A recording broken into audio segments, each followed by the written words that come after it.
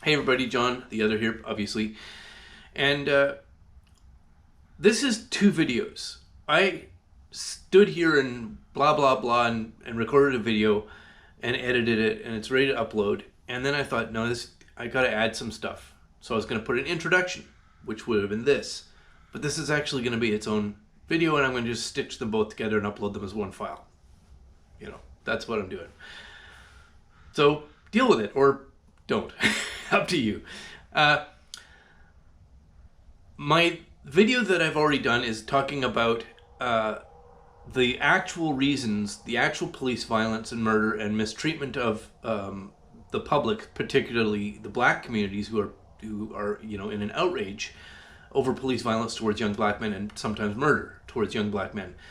And that anger and outrage is not based on nothing. It's based on actual mistreatment and misconduct of some police.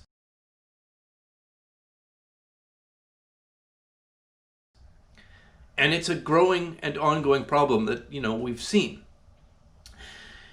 And I'm actually very skeptical of whether I should speak about this at all, because I don't want anybody to be, from watching what I say, that I support Black Lives Matter, which is a violent, criminal, and predatory organization taking advantage of the tragedy that's happening. They're not trying to fix it. They're cynical, opportunist criminals shaking people down, running racketeering scams, and trying to take advantage of an actual problem, which is police violence.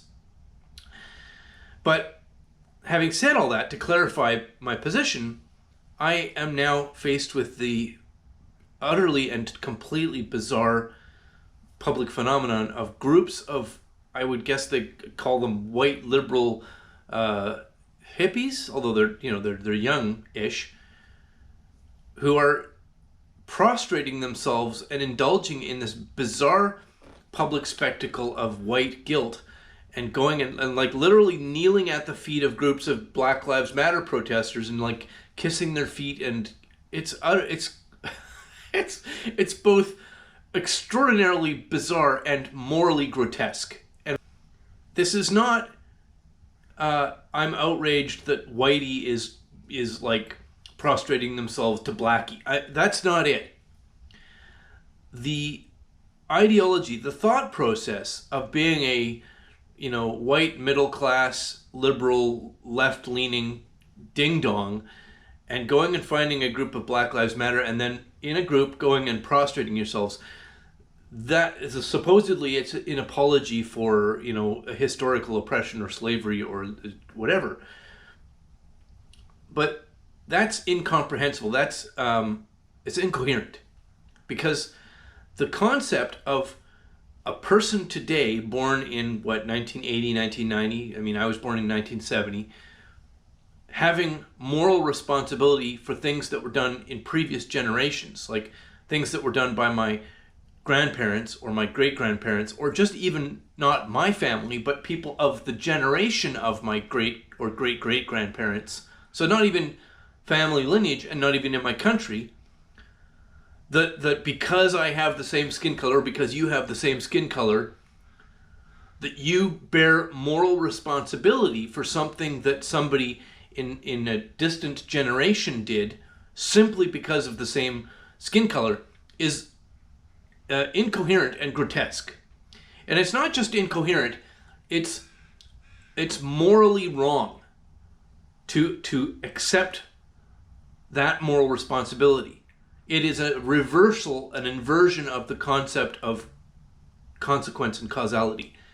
So you're not like being noble. If you want to bow and scrape and take responsibility for something, take blame, accept the burden of culpability for something that somebody in multiple previous generations, even if they were your actual family members, you're not noble for doing that. You're ignoble. It's grotesque. It's morally sickening. And not for the reason that you're somehow putting me under the boot heels of these BLM protesters, because you're not. You're putting yourself, and that's morally grotesque. I feel no affinity for some group of white idiot liberals who want to go indulge in some public spectacle of moral flogging and self-loathing. I feel no affinity for them. They're not degrading me, they're degrading themselves. But worse than that, worse than degrading themselves, they are degrading the Black Lives Matter idiot ding-dong scumbags who they are prostrating themselves before. Because the actual moral calculus that's in their head isn't, I'm sorry for what my people did. No. The moral calculus is, you Black Lives Matter guys are so infantile and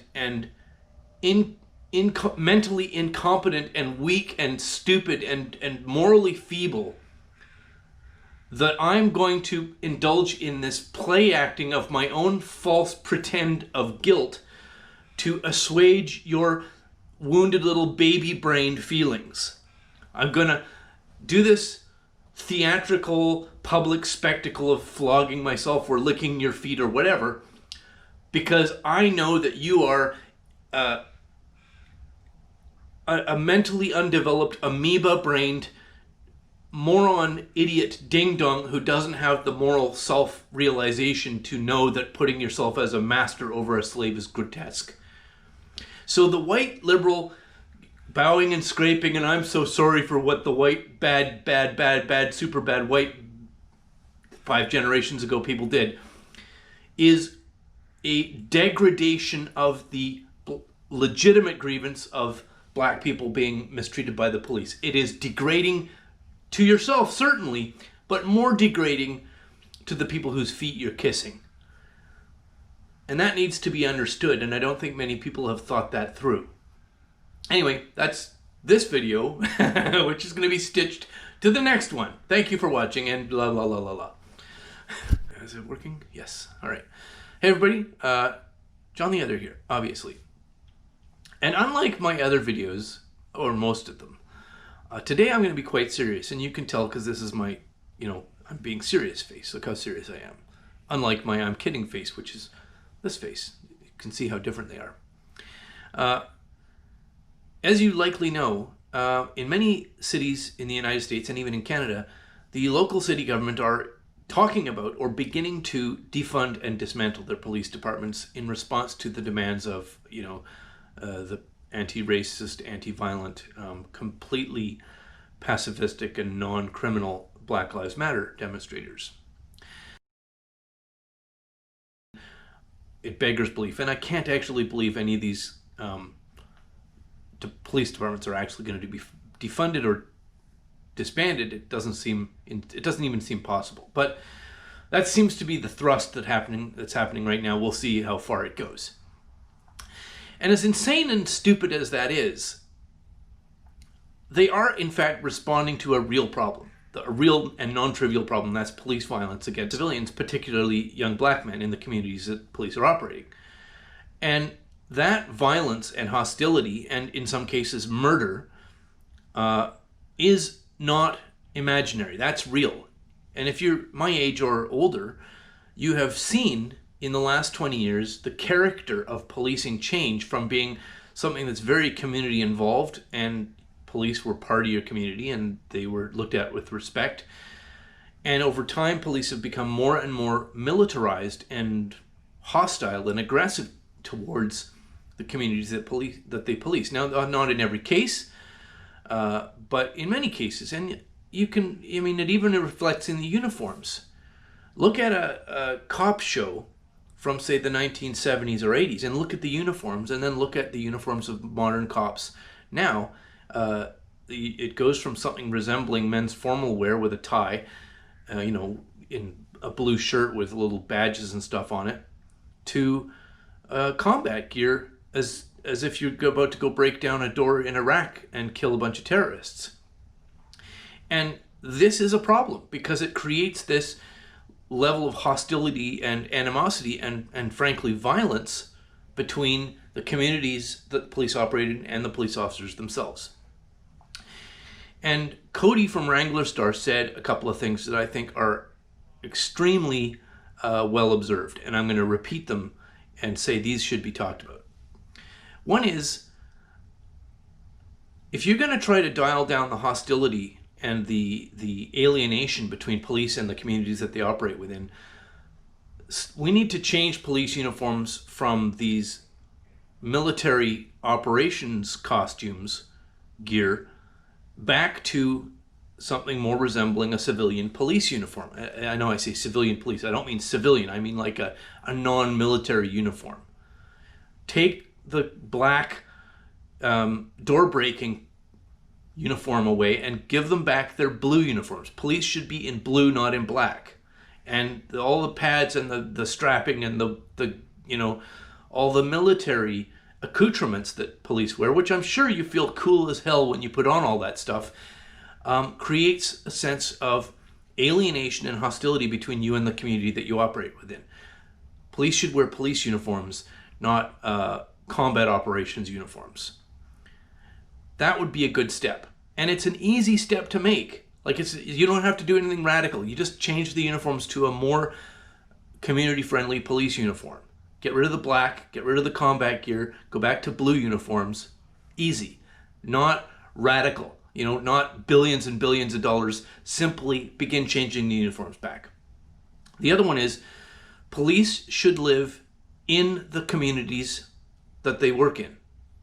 Because if you are a brutal asshole and you break heads and intimidate and shake people down, and your practices are predatory against the community that you're operating within, there should be some natural consequences to that. We shouldn't have cops who live in gated communities driving an hour and a half into an urban neighborhood to go break heads and then go home at the end of the day free and clear.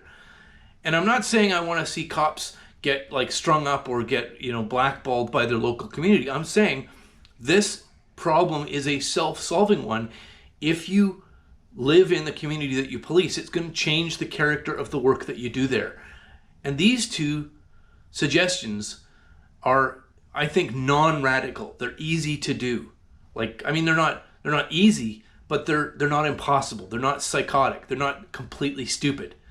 Have cops live in the neighborhoods that they police. Now, in Canada, I'm going to observe that in Canada we have a national police force called the RCMP.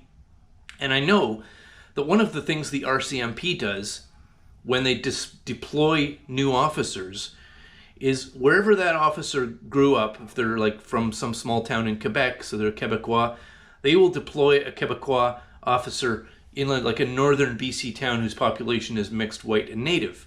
So that the officer, the RCMP constable, is an alien in the community that they're working in. I think the reason they do that is to prevent small town cops from policing the small town and becoming entangled in local organized crime. Like, you're the cop, now you're friends with the local mobster, and now you're basically a mobster wearing a cop uniform.